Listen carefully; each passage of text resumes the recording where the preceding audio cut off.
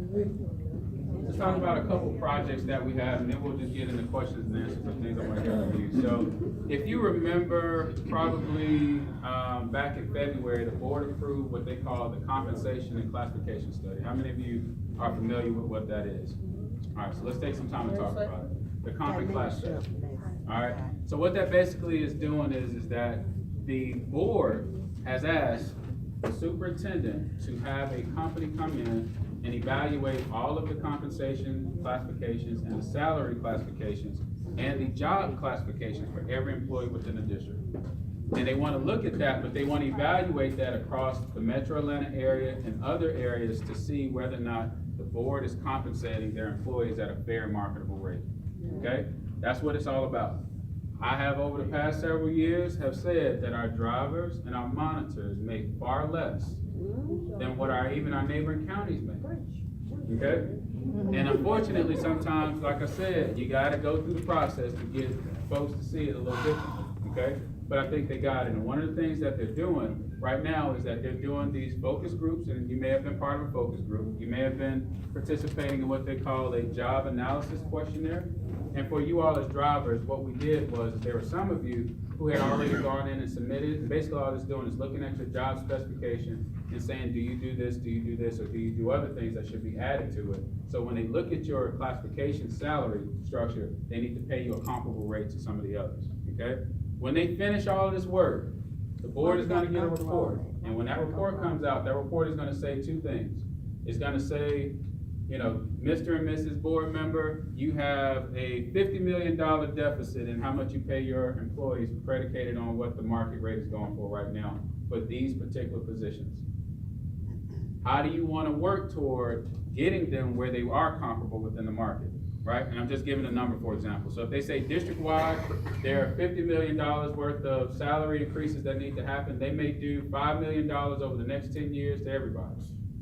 They may say, we're gonna take $50 million out of general fund and we're gonna put it into every staff member right now, and you'll get that salary increase now. They may say, we're gonna do it predicated on different areas. So for example, I asked them to do operations first as part of the first phase. So anyone that is not tied to the local school has gone through this process first. And that was purposeful. Why? Because how many teacher salaries and local school salary increases have happened over the past 3 years versus what has happened in operations? Right? So that's the issue. So they were willing to do that. So my hope is that when the report comes out, if they don't get to the teachers and the principals and everybody else, they can at least say, for all those non-school based personnel, which includes drivers, monitors, mechanics, maintenance technicians, all those staff members who support the local schools, if it comes out and say ours is 10 million of that 50, right? Who knows what the number is? I'm hopeful that they'll go ahead and start making an investment now and not wait. Okay, That's the hope, that's the strategy, that's the conversation that I've been having with them, and we'll see what that looks like. But the board makes a decision. Last time when this was done, the group came in and the superintendent asked for the study. Now let's be real honest about it, because there's some misinformation that's out there. The superintendent asked for the study. When the study came, the superintendent at that time, Dr. Atkinson, who was our superintendent when we were in the market crash, she used the report to cut everybody, and operations got cut by 52%. We lost most of everything. I lost maintenance technicians, we lost drivers, we lost monitors, we lost school nutrition staff, we lost almost half of the staff members that we needed to support in terms of our local folks. We ended up taking the brunt of that hit. Okay? So understand, that's why I'm so passionate about what I'm talking about, is because all the issues that we ended up having was because one person made the decision to use the report in a not so positive way, if that makes sense. This time, it's not the superintendent has requested the report.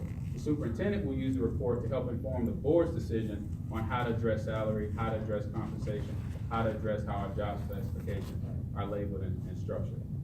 Does that make sense? So the board will make a decision. My understanding is that the report possibly will be completed sometime by the end of May. As soon as it's finished, I'm happy to have that conversation and we can start talking through what it looks like so that you all can get the information. It will be presented at a board meeting, and I'm sure the board will pretty much be public about what they're gonna do in their strategy that they're gonna take to start restoring a lot of the salary deficits that we have across the district. Does that make sense? all right? So when you go to the board, and here's all about strategy and why I'm saying what I'm saying, we're in a budget process right now.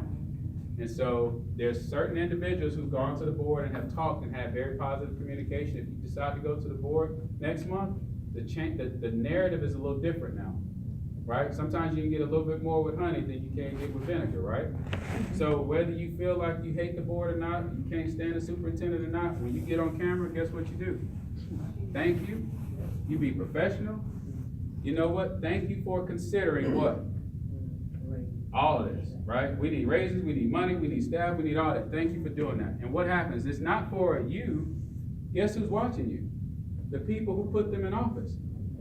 So for a board member to say, you got people who are saying, hey, we have needs and we need help, and for you to say, I'm not concerned about that, I'm not willing to help our people eat and make ends meet, guess what happens? They get tapped a little bit the next time they go out for re-election. But if you come up there and you show your behind, and we get up there and we do the disrespectful thing and it's just bad, guess what they're gonna say? Oh, you don't need to do that because we don't need those employees anyway. These are the folks that's taking care of our kids. I've seen it happen. I'm just saying, I've seen it happen in the district and so what I started to do is try to help change the strategy so that when you go up there, if you're positive, what can they say negative about you? What can they use? If you use factual data, what can they say? Nothing. But you know what? I hear their heart. They're very humble about it. They're just trying to eat like everybody else is trying to eat. We need to do something about it. And I know for certain you have it's 7 board members. Majority of them are in support of salary increases to staff and additional staff to help take some of the load off because of the cuts that we had years ago. Okay? So I'm doing my part behind the scenes to prepare them for what's to come. So the question is what is the budget gonna look like? And when we get to that point, they'll make a decision about what impact they'll be able to make for next school year.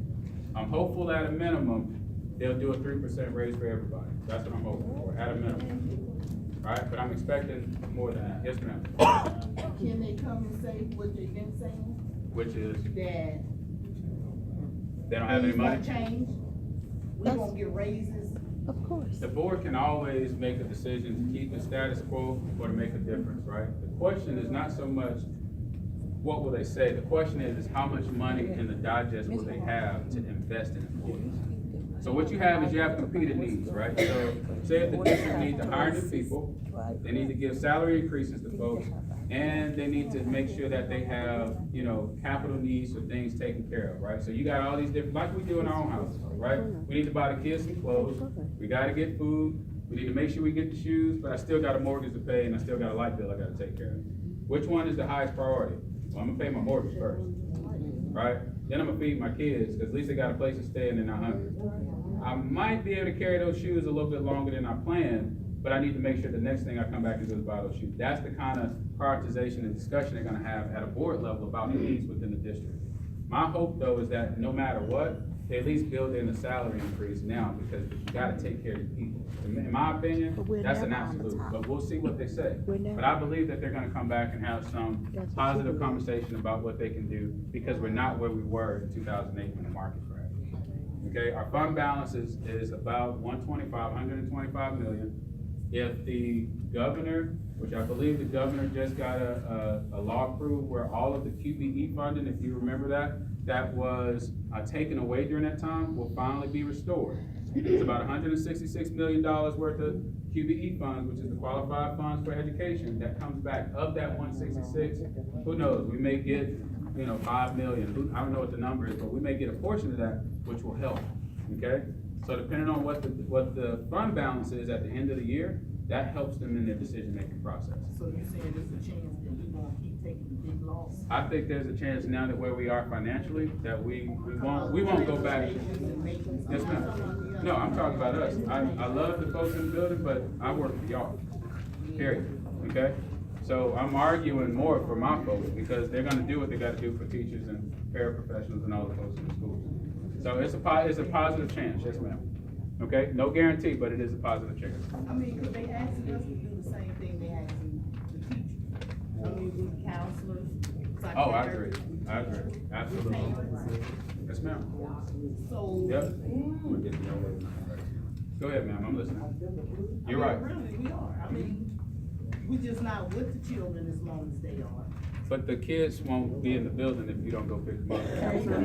Well, they don't recognize that though. They don't recognize that. Here's all I'm saying, this is what I'm saying to you. I have always and I will always be a strong supporter of maintenance, transportation, operations, all the stuff that we do, right? And I'm very real about it, and I've had this conversation with them.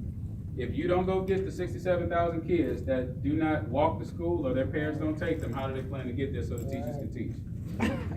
Right? If we don't keep the HVAC systems running and the building's cooled or heated during the winter time, guess what happens? It's gonna impact their ability to learn and achieve. So it's our job to make sure that we do our part as support. It's the board's job to do their part as to what? Support the support.